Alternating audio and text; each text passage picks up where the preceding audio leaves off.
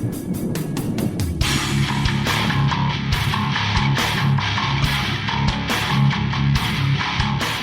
to Bitstorm, a comedy game design podcast by two guys who know nothing about comedy nor game design. I'm Ben Slinger, and with me as always is Trevor Scott. Hello. And this is episode 94 of Bitstorm, coming up on our number 100.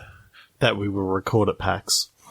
Well, I was about to say, shall we tell the folks our plan? Yes, we're planning on recording our 100th episode at PAX, so that should be fun. We've already booked in our slot at the Audio Technica booth, as we did last year, thanks to our friends at 8-Bit for organising that. It's going to be a lot of fun, and we'll try to get some guests on as well and make that happen. But right now, episode 94, we're going to do some ramped up click pitch, which is where we each have a random word generator in front of us, and on the count of 3, 2, 1, click, we will click refresh, and for the ramped up version, we will each get a phrase of an adjective and a noun, and we'll put those together and make a game design out of them. Those phrases. Let's do it. 3, 2, 1, click. Yeah. Expected nicety. Weird entering. Weird entering. Expected nicety. Okay. My mind goes to, so setting the scene, it's like a ballroom, like a fancy ballroom, like maybe not quite a masquerade party, but just like a fancy party. Mm-hmm. And you know how at a fancy party, they like, the people get announced as they come in? Yep. I'm figuring that's the weird entering. There's something around the entrance as you're announced. But then there's also something around the niceties, right, of interacting with all the other people at this fancy ball. Okay. Do you play like a fish out of water sort of character, that someone who doesn't know the niceties? So you've got like a list of things that you need to do for different royalty and that sort of stuff. I'm actually thinking this is less of a narrative thing and more mechanic based. I'm kind of feeling a top-down view. Maybe there are goals that you have to achieve, but you have to do them through like dancing and mingling. Mm-hmm. And the entrance, the entering is that like people keep getting sort of added into the mix and being brought into the game space, as it were. Like a new person is announced, and that just makes everything more complex because now there are more sort of people dancing and moving around and that sort of thing. So I'm thinking some of the rules that you can have is like, if French royalty come in, you must bow to them the first time you see them. And then if, English royalty comes in, you must avert your gaze anytime that they come in and that sort of thing. So I'm picturing something like that. I was almost picturing a bit of something like, and this is sort of going to seem a bit weird, but something like Overcooked, where there's just like, you get the instructions of what you have to do, but pulling them off, kind of involves a bit of teamwork, maybe. Maybe it's a multiplayer thing like Overcooked. But yeah, it's where certain things, so like if you get into, like if you find a partner, then you can sort of make your way through part of the level by dancing. And sometimes you have to do that to like get close to people. Okay, you bring up Overcooked, and now I'm wondering if you're a waiter at this thing and trying to serve drinks to people and that sort of stuff. So the more people there are, the more people that you got to sort of like move around. Like the quickest way to get the drinks to this person is through the dance floor. And when there's only 2 couples on the floor, it's easy. But when there's like 20 couples on the floor, you're like having to go forward and back and sort of cross it a la Frogger. I do like that. Although I feel like then the niceties doesn't come into it as much. So maybe it's something else. Maybe you're the host. And so you part of it could be making sure people get drinks. Maybe you like can, order waiters around or something, or take control. Or I guess maybe you can play multiple characters, and maybe that's where the multiplayer comes in. Each character has a bit of a different skill or something. I guess we need to determine what the goal is. Maybe this is something like this is a charity ball, or like a fundraising ball, and the goal is to get as much money out of these people as you can. And so it is about making sure they're stocked up on drinks and performing all the niceties that are required to keep you on their good sides. Mm-hmm. Yeah. Yeah, I I don't like know. it. Yeah. Yeah. Wonder if there's any sort of... Yeah, and I guess then it's just a co-op thing. It'd be kind of like a co-op thing. So one person plays the waiter, one person plays the host, one person plays like a musician or something, or like I don't know, someone dancing or... One person plays the host, like that's on the microphone to like the people. MC or something. The MC calling out the people who are entering. Yeah, maybe. And you have to get it right. There's like mini games or something. Papers, please. Check the papers. Or maybe, you have to like compare them up against the people who are coming to. It's like, all right, mustache, crown, pointy crown, but no, that person's got a wider pointy crown and a different color mustache. Just do it really quickly as they walk up. This guy's bald, has a barcode on the back of his head. Hang on. Get out of here. Get out of here, Hitman. Agent 47. Oh, right. Damn it. I thought I got in this time. Just sulks away. But I took that guy's clothes. How could you tell it was me? He just walks away and comes back. And I was like, you haven't even changed. 3 to 1 click. Yeah. Rumored Lifeline. Rush Trilogy. Like the band Rush? Well, I was actually thinking it's a game based on Rush Hour, the movie series. Oh, the Rush Hour trilogy. Okay. Were there 3 of those? There were 3 of those. There were 3 of those. Okay. So you got All right. Chris Tucker and Jackie Chan. Yeah.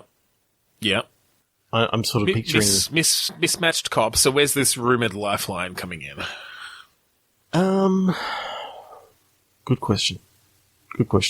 I have my trilogy idea. So, okay, I like the idea of buddy cop kind of gameplay. This could be sort of a co-op thing. Yeah, I like co-op. One person's like over the top with martial arts, and one person's over the top with gunplay, sort of thing. And talking so their way out of situations. Yeah. You've got your separate skill sets there, so there's a bit of asymmetry between the characters. So that's cool. Maybe this lifeline. Maybe this is about some sort of medical breakthrough. Maybe that story is around the rumors that like a pharmaceutical company has found a cure for cancer, but it's that typical conspiracy thing of like, but it's more profitable for them if people are sick, and that's part of what you're trying to solve. Okay, so it's like the unreleased 4th movie. As we like to do, we write the game version of a sequel. Where's it set? Because I know like the first Rush Hour was set in America, and the second one was set in like China or Hong Kong. Yeah. I don't remember where the third one was set, but I kind of like the idea that these guys are on like vacation together, and they sort of get drawn into this plot. They're on vacation together. They're such good friends now. Okay, maybe like a snow resort or something. Like maybe somewhere snowy. Okay, so I'm thinking, is it going to be set in Aspen, or is it going to be set in like the Himalayas? I mean, they're 2 very, very different. No. Well, maybe it's Vancouver, just because I know that there's a lot of skiing there. It's up on Whistler. And they just happens to be the secret hideout of the pharmaceutical company. They're like secret lab. Because it has to be, things, the stuff has to stay cold. So they do it on a mountain. Mm-hmm. Mm-hmm. Okay, so you've got a couple of set pieces that I'm picturing. Yep. You've got like the big pharmaceutical guy's mansion up on the hill. Oh yeah, totally big villa sort of thing. Yeah, and he's got like one of the tram car sort of things that go up the mountain to get up. I'm just trying to think, it's like a hanging sort of car. I'm picturing one of those trolley sort of things. Yes, I'm picturing almost like a side-scrolling beat 'em up sort of thing happening. Oh, well, the whole game could be that. Well, that's what I was also thinking, but it's not necessarily like a Double Dragon, but more of a third-person beat 'em up. Yeah, but like fixed. Are you thinking sort of fixed camera angle, though? No, I kind of Like the double like the thing, or- behind the okay, shoulder alright.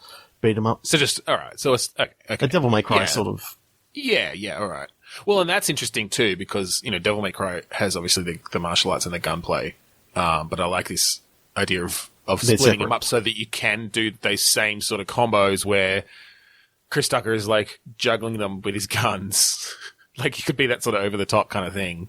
Yeah. And then Jackie Chan can like jump up and do a few kicks to keep the combo going, that sort of thing. Well, what I want to see is Jackie Chan, uppercut, someone into the gunfire and getting the guy sort of juggling up there. Right, totally. Yeah. I quite like that idea of a multiplayer thing where you have to keep the combo going between you, and really communicate in that way, to really do well. Yeah, because, I mean, So- it's never really Sort of been like, done. all has it? right. No, I don't think so. Not in that way. But yeah, I like that idea. Like, all right, I'm sending a guy up. Like, get ready on your guns. That sort of thing sounds like, the perfect sort of gameplay to sort of have, a beat 'em up game in which you're getting, massive combos going to get the S rank and all that sort of stuff, but you've got to be playing with someone else to actually do it. Yeah, I actually quite like that idea that, you literally cannot keep the combos going without the other player. Yeah. Like there's a natural end to them or something, and the only way you can chain them is with the other player. Yeah, that's really cool. Yeah, and then you've got some moves that if you both synchronize what you press at the same time, you get into like a dual move where you both do sort of like Oh yeah. a kick and a where shotgun Jackie Chan, blast at the same time. Yeah, when Jackie Chan like spins Chris Tucker around and by his legs or something, and just firing in all directions. Curving bullets a la Wanted. Sure, why not? Let's take this all the way. Maybe part of the way they found out about this cancer drug is the same pharmaceutical company makes the pill that gives them superpowers. Oh god. We didn't talk about the other set pieces. Yeah, So all right. the trolley's one of them. The mansion I mean, there's is obviously got to be one where you're just like skiing down a hill or like Oh, out of fuck control yeah. down a hill. Maybe it's on that same trolley thing, but it's like later in the game and there's a scene where it busts off the rails and it's then sliding down the mountain and you're like jumping between them. There are multiple of them. With Oh yeah, people I like that. jet And there's an skiing. avalanche coming from behind, and it's sort of like one of those crash coming towards the camera sort of. Oh, maybe I was more thinking of I don't know, just the same sort of perspective, but being able to jump between different of these trolleys they're all fallen down and sort of spinning and grabbing, shooting the people on jet skis who are trying to kill you or whatever and catching up with you and stuff. There can still be an avalanche. And there's of course an orphanage at the bottom, so you need to. How do you stop those trolleys? Fuck I them. don't Fuck the orphanage. Okay, 3, 2, 1, click. Yeah. Monochrome Muddle. Necessary sprout. Monochrome muddle. It's interesting because that sort of speaks to the just the emotive feel of it in a way. Monochromatic kind of, I mean, monochromatic really just means one color, but I kind of think of it as black and white, kind of with shades, and, Yep. and just keeping things desaturated or something. So where I'm sort of thinking of mine is you got like a disorganized detective from like the 30s in like a noir mystery. Okay, yeah. Detective Muddle. Well, that P.I. you could Muddle definitely P.I. have that. And Muddle P.I. Yep, I like that. I like the idea of it being maybe the story. You said sprout, didn't you? Yeah. For your word. So Yeah.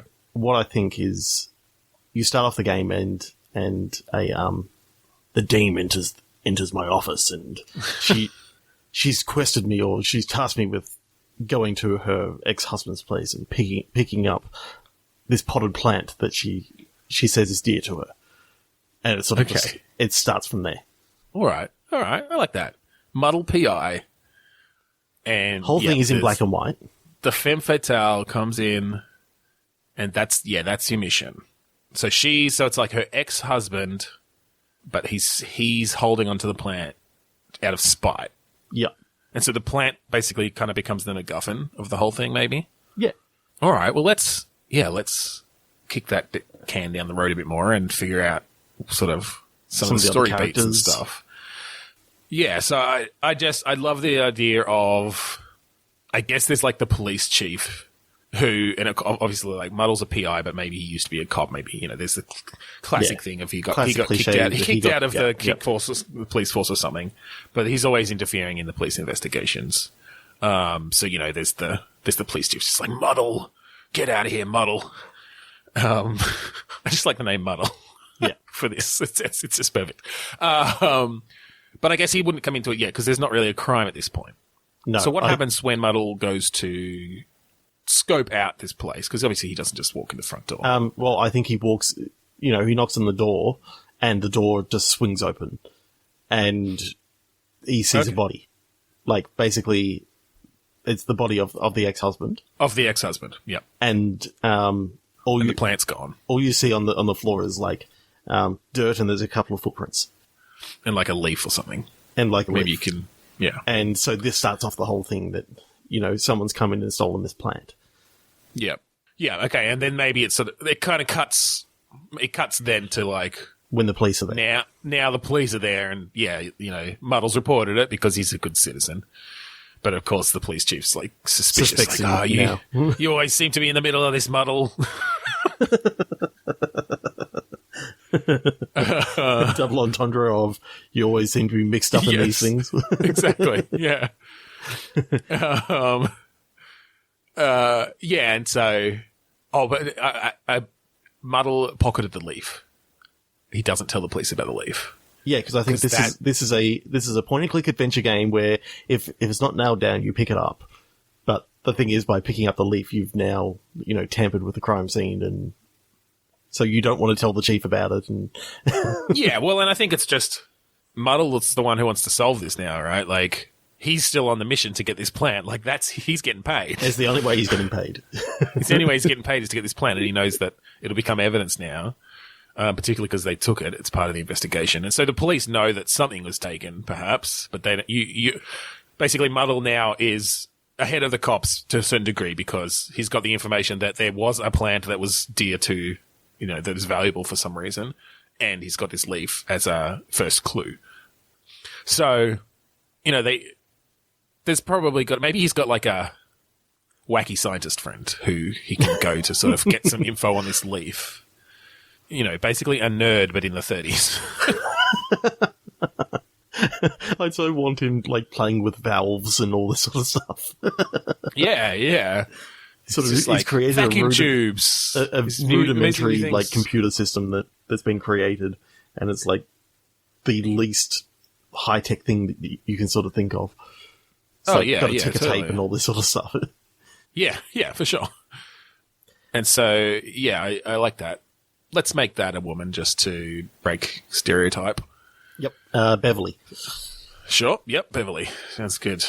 And so he goes to Beverly and like brings her the leaf, and she's of course got like books on every subject and microscopes and things. And so she checks out the leaf, and I don't know. So what is this plant then? I mean, I know it's a MacGuffin. It doesn't matter that much, but there's a reason. Is it that it is the plant itself is valuable, or does she find out that it's just actually a pretty common plant, and so there's got to be something else about, like something buried under it or something. Yeah, So I'm seeing it as a Venus flytrap. okay. Just because I kind of like the idea of there being maybe something, you're thinking that there's something actually enclosed in its mouth, sort of thing. And the woman who came to you first, her name is Venus. So there's like some sort of connection, personal, like Yeah. she's into Venus flytraps because of that. So I'm just wondering who the bad guy is in this, who the murderer is. Yeah, I guess we need to figure out like what was the goal, like why is this valuable? Why was it stolen? And what's the relationship with Venus? Or was it her? Is she involved in some way? That does feel a little bit tropey though. I mean, it's noir. Yeah. Kind of got to lean into the tropes a bit. Yeah. But no, it doesn't have to be Venus. It doesn't have to be her. Maybe when she finds out, maybe there's a scene like after she finds out he's dead, where she comes, and again, tropey, but she comes into your office again and she's just like crying her eyes out, and she realized that she still loved him or something, and And so you're having to sort of determine, is this an act or is it legit, sincere? Mm-hmm. And that's when you can do some further interviewing of like, get a bit more info about why this plant was valuable. Yeah, maybe to her it is just, it's valuable because there's sentimental. Yeah, it's sentimental, but perhaps the ex-husband had like hidden something in there or something. Hidden like a vial of like the most potent cocaine or something. Yeah. Some sort of valuable, drug or whatever, was like buried underneath the plant. Yeah, and then I guess, I like the idea of it being a point-and-click adventure like that, and so you're just solving that crime, I suppose. I don't know, is there then just like a typical kind of drug baron or something who sent the goons to get it, or is there something more interesting there? Yeah, I kind of like the idea of there maybe being some like police corruption. Okay. That maybe, the captain who was talking about, Muddle, you always seem to get mixed up in these things and all this sort of stuff. I like the idea that he's actually involved somehow and like he's really not wanting, Muddle to get involved in this whole thing. Was hoping someone else because would actually... he knows, well, maybe as part of this, obviously the first in a new franchise is you find a bit about the sort of backstory and the reason why Muddle was kicked off the police force, like his own personal demons, and that part of that came from the captain, which was actually around the captain serving his own the captain serving his own self-interest because Muddle was getting too close to discovering some of the corruption within the police force. And he couldn't be, he's, as the protagonists of these noir sort of things always are, like he's, too good to be corrupted. Yeah. I like the idea of there being like a massive bar fight. Like the idea of, sort of taking you into the seedy underbelly of picturing like a Chicago or something like that. Yeah, I think there's a lot of potential there. I'm definitely seeing a lot of high res sort of hand painted black and white graphics though. Yeah, the black and white could play really well, and just like deep blacks and great shadows and things. Yeah. Just the idea of, you push the door open, you get a scene of like, you just see a silhouette in the doorway and like the lightning strikes behind you see like the silhouette shadow on the ground and all this sort of stuff. And that's where you first see the body, the, oh God, you could take some of the classic, like the classic shots and ideas. Totally. I like it. I like it a lot. That's awesome. Yeah, I really like that. Muddle P.I. That may actually be the title of this episode. That's probably. I think that might be the best character name we've come up with there. Yeah. Thank you. WatchOutForSnakes.com. Yeah. All right. Associated Fade. Quarter Link. Quarter Link. Mm. So it's a Zelda game. Thought you would go there. But what's happened is Link has gone into the past and disrupted his parents getting married. And so he's starting to fade. And a quarter of him is already gone. So he has to get them together at like the under the sea dance and get them to kiss. Something along those lines. It's basically a high school version of Zelda. So instead of the typical Zelda theme, what's the theme song? Look, I took it to Zelda. I never actually played through any of the Zelda games. So I don't have a huge source of references to pull here. What do you mean? Like the theme song? Yeah. Or just the general... Oh, do they all have different theme songs? No, I was literally going for a Back to the Future reference of like Power of Love or something like that. I see. It's the power of swords. Power of Triforce. No, rather than there being like a quarter of Link gone, how about there's only a quarter of Link left? So you start at opacity 25%. I did think of that. Well, but Marty McFly was not losing his whole body in increments. He was losing parts of his body. I mean, I guess he did, once he got to a certain point, start fading completely, I think. But, yeah. You know, it was starting at his extremities. So is he just a torso?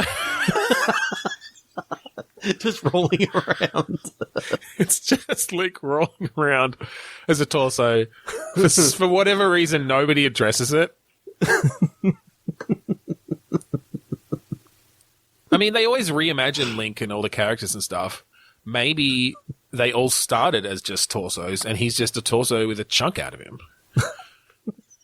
Like, it's just torso. Zelda's like just a talking head. Yeah, it's just all these, like, just body parts. And as you go through, as Link gets, does the classic thing and, like, gets his abilities back one by one, he gets limbs back. But each ability is an additional limb. He just ends up being a torso covered in arms, one holding a hookshot, one holding a sword, one holding a boomerang. Pulling himself along the ground, rolling. There's no legs. No legs. Or a head. No, I don't, unless he's got a skill that he needs a head for. No. Not given that Link never talks, he doesn't really need to talk or listen. No, he's just got big blinking eyes on the side of the torso. God. 3 to 1 click. Yeah, okay. Certain limiting. Alarmed Carol. Now, I'm choosing to take Carol as the name of a woman. Yeah, I was taking that as well. Yeah. Oh. Certain limiting? Yeah. Alarmed Carol. Why would Carol be alarmed? Or... No. That's too dumb. Go. You go. What were you going to say? So, I was thinking of like a... You know how in some movies they have, like, the most accident-prone sort of character? Yeah. Who like, gets hit by, like, every little thing, and as they're, like, they're being told to go home from work, and, they're just calmly leaving work, and then, some crazy thing happens to them, and they're gradually, sort of going insane. I like the idea that, Carol is like, you're trying to actually help her out, but she keeps on getting surprised by all these happenstance and all that sort of stuff. Right. Is this a bit like Todd in BoJack Horseman, where like he just finds himself in these wacky situations where people sort of assume that he's meaning something, and so yeah, like I don't know if you've watched the latest season yet, but he basically incidentally becomes the president of marketing for a giant company, sort of thing. Until, spoiler, his sex robot becomes CEO of the entire company accidentally. Oh, God. But yeah, I like that idea of a character who's just sort of hapless, but the world happens to Carol. Carol doesn't really intend for anything outside of the ordinary to happen, but the world just happens to Carol. So, would you play as Carol? Or no, I think you play maybe as Carol's sister. Okay. I'm trying to think of Mary. Sure. So, Carol's sister Mary, like Carol's just been involved in something at work, and she's come home and she's got to spend some time at home and that sort of stuff. So you've come by to help her out. All right. She's been limited to doing right. like I forgot about that one. Anyway, yes. Been limited to doing like not much, sort of bed rest sort of things. But I like the idea of all these things, random events that just keep on happening to Carol. Okay, I like this idea that it's just set in Carol's house. Because you'd think then that, like, well, what can happen in her house? Maybe it's not that she's sick. Maybe it's that in the way that things happen to Carol, she's on some sort of semi-witness protection. Because at work, just going about her day-to-day business, she witnessed some shady deals going down with the CEO of the company. And, she happened to be taking a photo out the window because she saw a cool bird and captured key evidence. And so it's going to have to testify. So she's restricted. She's limited to, she has to stay in the house. And it's not a major thing. It's not like she's in danger of being murdered or something. It's just they want her to stay there. And so Mary's come to keep her company. But what you don't know about Mary because there's something about Mary. It's gonna go. Yep. She's actually a US Marshal. She's there as basically the bodyguard sort of thing. Well, I kind of feel like it's better, protection, but also kind of feel happens like to be it's her better sister. if because maybe I ramped up the stakes a bit too much with the witness protection thing.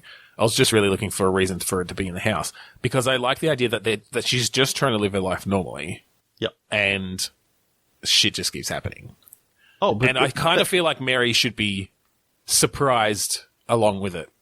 Well, and Carol's maybe not even surprised. Carol's the type of person who kind of just takes these things in her stride. She's not looking for them, but when they happen to her... She gets alarmed, but then accepts She's alarmed, yeah, but look, alarmed is not, hysterical. Alarmed is not even surprised. It's just like, what's this? Okay. It's like a fucking, I don't know, a meteorite came in through the window. It's glowing. And now I have superpowers.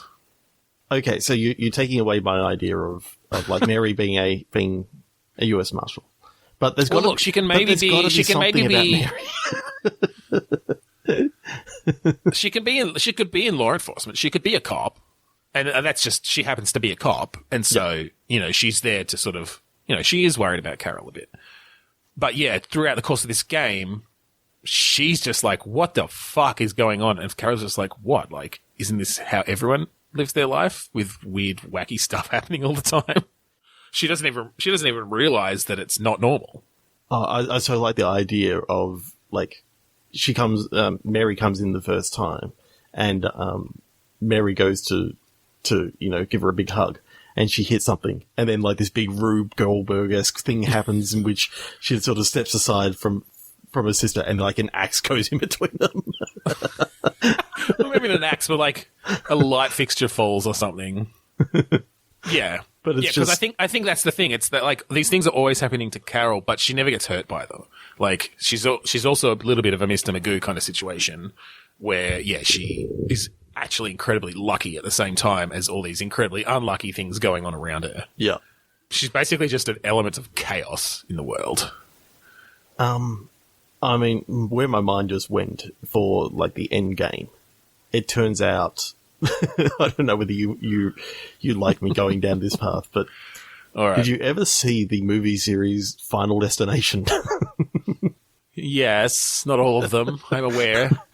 So basically, at one You're stage, that Carol is no. Okay, At one stage in her earlier life, she escaped death because of something. But okay. So death is coming to claim her, but she keeps on getting out of the way of these different things inadvertently. Like she doesn't actually know. All right, that's I like fine. the supernatural I don't. Way of going about I'm it. happy with some supernatural stuff in there. Maybe it's also that because I like it not just being like dangerous things to Carol that happen to her. It's just like she finds herself in adventures and stuff. So maybe there's multiple things. She cheated death, but she cheated death because of the genie's lamp she came across. Where she didn't even mean to make the wishes. She just, like, in the course of conversation, she didn't even know there was a genie in the lamp. She, like, sat on it, which rubbed it. The genie's behind her. Carol's on the phone, and she's just like, I wish I could live until I was 100 or something to see, and it was just something in the course of conversation about her fucking grandkids or something.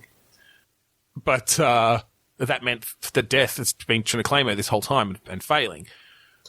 Incidentally, the other thing she got from the genie were like a really good bowl of soup and funnily enough, this job, which then led to the witness protection thing. So like, she's kind of not even aware of all these nutty things happening around Where did this her. bowl of soup come from? Again, just in the course of conversation, she's like, I really wish I had some soup right now. Well, she's like told, and a waiter comes in and goes, here's a soup that we've got to bring to you before. It's like, oh, okay. yeah, exactly. And she doesn't, these sorts of things happen to her all the time. Okay, so the end game. I mean, I sort of see how it's going to start off with sort of Mary coming in and doing some basic, almost a Heavy Rain-esque, like, Yeah, wash the I was kind of dishes just thinking and that sort of, make some dinner and pass it into Carol's room, and yeah, it's mostly just a exploratory third-person kind of conversations and world-building, like environmental storytelling. yep. But then as you go, there's more supernatural things that are sort of happening, and it just goes more and more over the top each time. Yeah, like ghosts start showing up, and there's just like a grate in the basement that has tentacles coming out of it. And Carol's just like, yeah, that's my pet kraken. Like, it's very young. Kenny the Kraken. Kenny McCracken. Better than Phil. 3, 2, 1, click. I think we're done with that one. Edited Halo. Incidental star. Oh. Now, I'm actually intentionally not going towards the Halo game series. No. Halo, I'm thinking some kind of angel kind of situation. But maybe this is another kind of wacky situation, you know. Well, it doesn't have to be wacky. It could be serious. You could take this in a different direction. But someone mistakes a prank YouTube video where this person claims that they met an angel as real. Mm-hmm. So the edited Halo that was on their head. It was a very good video. Captain Disillusion hadn't come along yet to debunk it.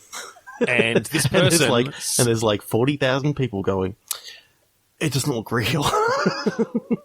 Exactly. But this person doesn't see all of that stuff. This person sees the video, has an epiphany, and is like, they decide they need to make a pilgrimage and meet this angel. Because they're convinced that this person is an angel. This is their story. Bum bum. Dun, dun, dun, dun, dun, dun. Now, Law and Order Angel Division. Totally. Well, maybe that's where Incidental Star comes in, is the real sheriff of the angels with his star badge. I thought you were going with Star because of the person who was in this video. You know, it was just a cheap, nasty sort of video, but they became an incidental star, like a YouTube star because of this thing. And you were trying to go see that would them, make more sense. But now I've mentioned the sheriff of the angels, and I kind of want to continue down that path and learn about them.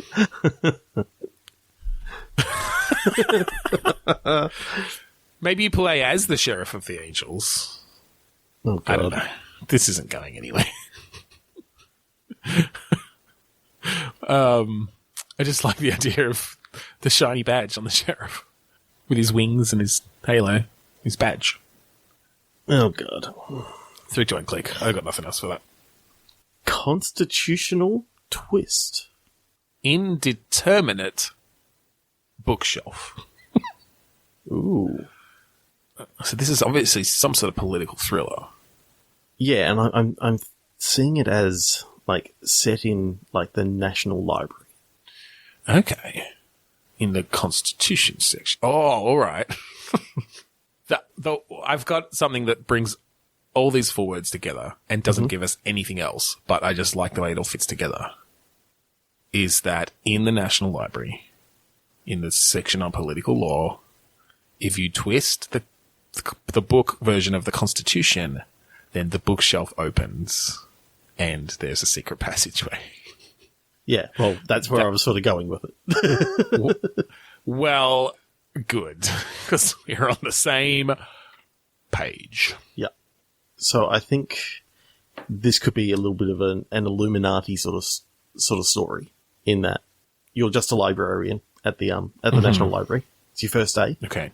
Okay. You've been asked to put this book back in this section, and you end up in this section of the library that is kind of dark, dusty, and because Americans don't care about the Constitution. Yeah, go on. Yep. Yeah, you move this one book, and the bookshelf opens, and it's like I'm picturing like literally a stone tunnel with like cobblestones all over the walls, and it's just spider webs everywhere. So it's not been used for years, but you travel down this passageway, and you find like some ancient meeting room of like the Illuminati or the Founding Fathers or some something kind like of that. secret society. Yep. The Illuminati. it was the Smurf Illuminati. No, yeah, okay. So you go down, you find a secret passage. So is this game's just kind of all about just unraveling this mystery then of why this is here, and like what do you discover down there? Like is there something that other than just a dusty meeting room? I think you could uncover something that if it got into the wrong hands, it could like unravel the entire government or something like that. I think it could be. Oh, that sounds useful. Could almost be it could almost be like a MacGuffin like in say Pulp Fiction. If you remember the briefcase, like you never saw what was inside it. I kind of like the idea that it's one of these things that you see your character sort of look into this thing, and so you just see their reaction. You see their reaction to what they find, and basically they're like, okay, this cannot get into the wrong hands. There would be some players who would be so pissed off when they get to the end and it's just like never revealed. And it's just all you see is characters just like going, holy fuck, you're like, this is amazing. What are we going to do with this? We can't let people see this. But what I like is that your character, you can try to burn it, you can try to do all these different things to it, but it's like, it is impervious to damage. That it's got some mystical properties. So is it just like, is it a container of some sort? Is it a piece of paper? Is it what is this thing? I see it as like a container that you can open and like you see something sparkling from within it. But so you're going like full on ripping off. Yeah, fuck yeah. Well, I feel like it should not rip off Pulp Fiction and just be that they just read this thing or see this thing. Like it's a piece of knowledge. I think it's some sort of revelation. I just want that scene of the color just drains from their face. Yeah, well, that's it. Like, you can show their reaction, absolutely. I do like that idea of... Because if you try to actually say what it is, it'll never be as effective because you just can't come up with something everyone would think is that, damning or that amazing. But, yeah. So, is it... So, what do they say it can do, though? Is this something, that it, like... just denies the whole idea of the American government for some reason. Yeah, I think it's outside of this. If we think of it as, say, it's the real version of the Constitution that actually shows that the one that everyone's been sort of following along is actually a forgery. It's a photo of the founders just like pissing on guns while having anal sex. God.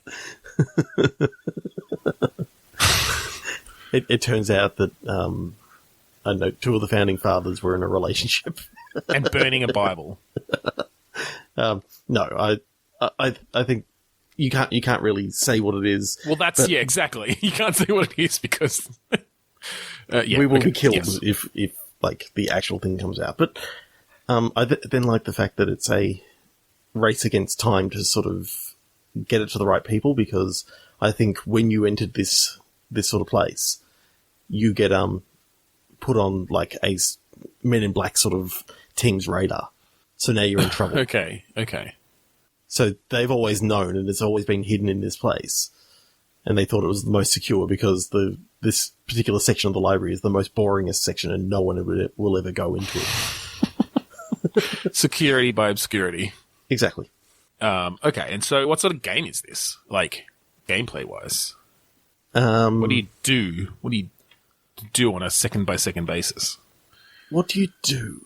I think it's sort of like it starts off as like almost a third-person adventure game. Yeah. But then turns into a third-person action-adventure game. In that, okay. Yeah, you're trying to now get out of the library, and you're now trying to get this information to the president of the United States. What sort of skills? Oh, to the president of the United States? You're not trying to keep it from the president of the United States? I think you think that the only person that could actually know what to do with this is the president.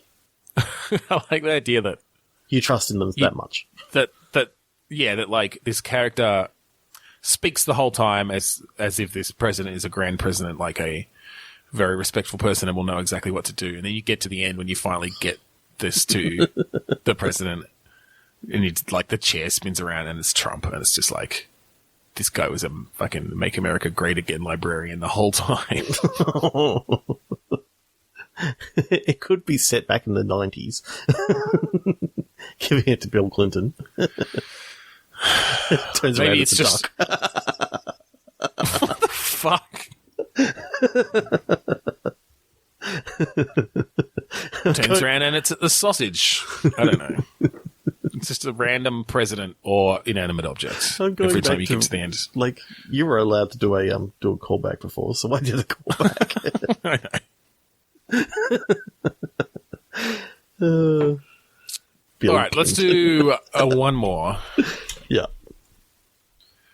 Extant pool.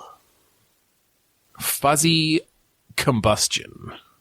An extant pool, so it exists.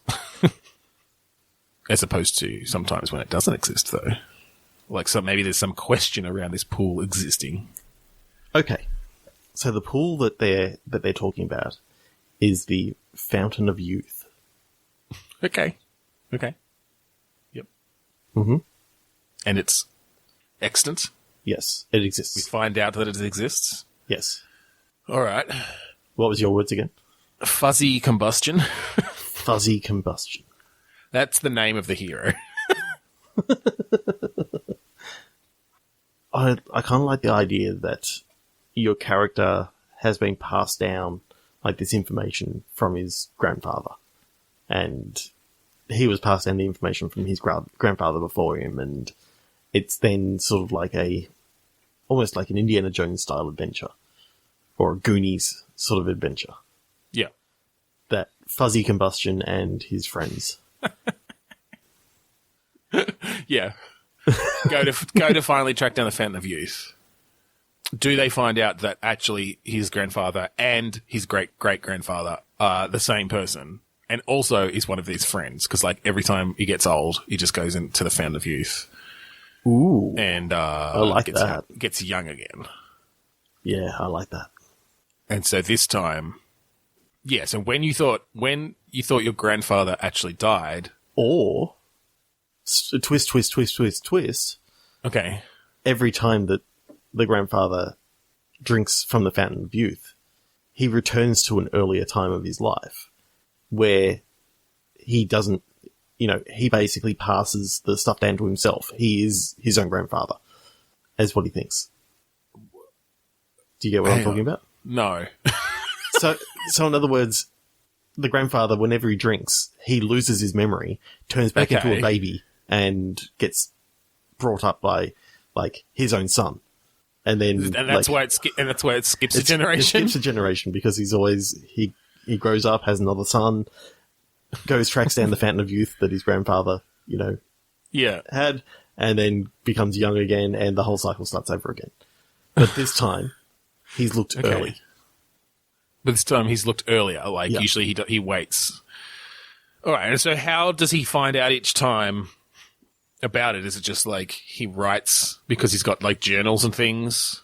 Yeah, he writes a letter basically saying that. Oh, so I like the idea that the reason it happens earlier this time is because now it's modern day and there's email and stuff. Like in the past, it was he'd write a journal, but of course he's writing the journal on the trip out to find the Fountain of Youth, and so it takes like decades for it to finally be found and like track down and make its way back to the family. It's like, oh, we found your grandfather's journal after 50 years. This time they just found a USB stick and they just gave it to them. Well, this time he was fucking live streaming it, man. So it's set in like 6 years' time and the technology's even better. And it's like, he watches this YouTube video and it's of his granddad who's telling him to, maybe 13 years later. So it's basically... Yeah. His grandfather left in 2018, live streaming from his iPhone XS or something like that. And yeah, it's now on YouTube. And but you don't, like, it cuts out before you see, obviously what happens. It's just he's on the trail of the Fountain of Youth and he's getting close, and then like something happens, and that's the end of the video.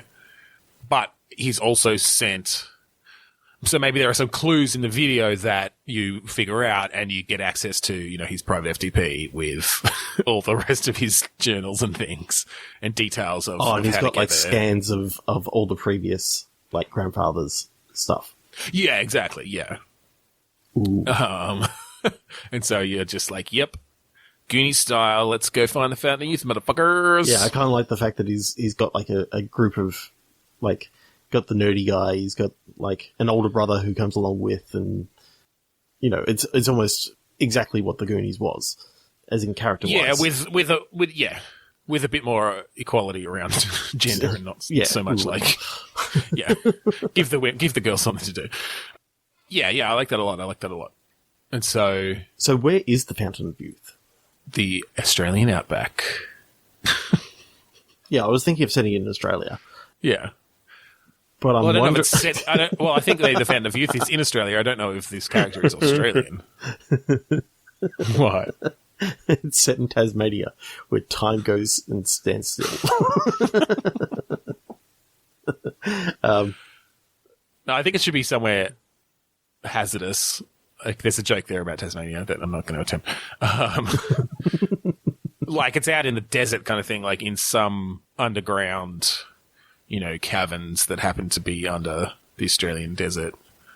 So it's like set in Cooper Pedy or something like that. Yeah, like that's where you head out from eventually. But I think part of the, I think there's a bunch of game before you even get to Australia. I think that these are Americans.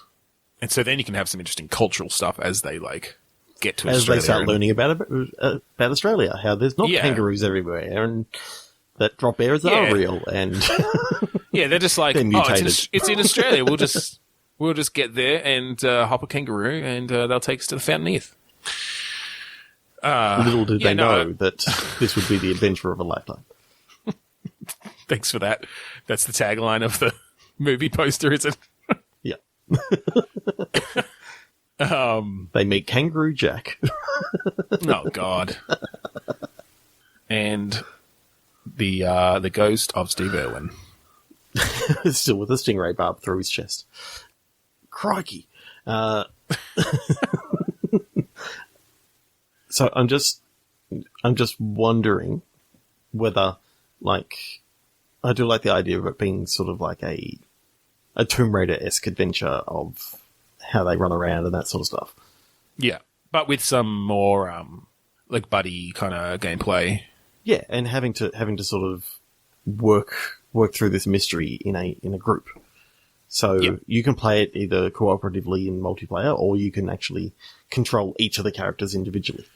Yeah, I think maybe you can switch between them, and that kind of when you're doing co-op, you can still just switch between them. It's just you communicate about who to be and what to do, and cool. I like that.